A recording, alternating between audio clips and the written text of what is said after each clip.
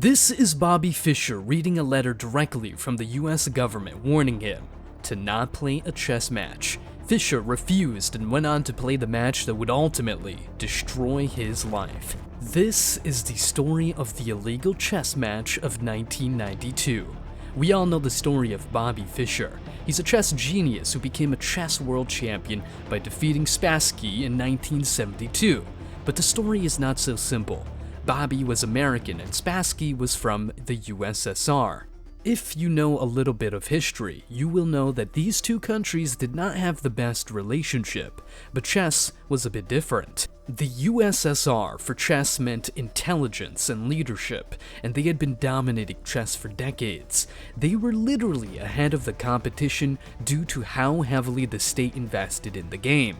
The USA, on the other hand, did not care about chess, but they cared about defeating the USSR at their own game, which luckily for them, Fischer managed to do.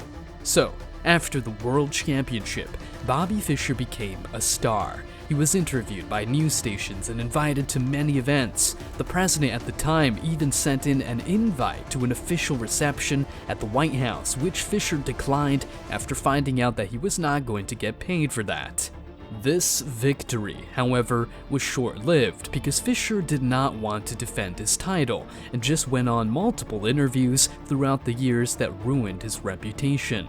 His image transformed from a chess genius to a mentally unstable person because of some wild stuff he said and did.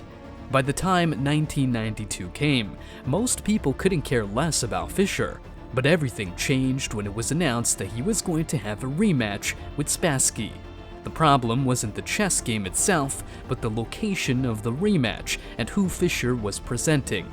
They were going to play in Yugoslavia, which was under heavy sanctions by the UN, and Bobby was representing the United States.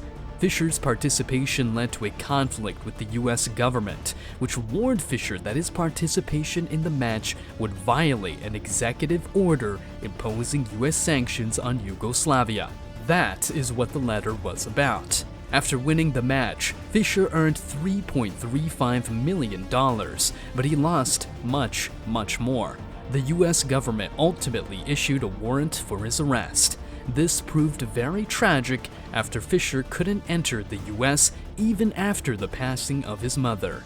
In 2004, he was arrested in Japan and held for several months for using a passport that the US government had revoked. Eventually, he was granted Icelandic citizenship by a special act of the Icelandic parliament. Fischer never played competitively again after this match and died in 2008, still unable to return to his home country.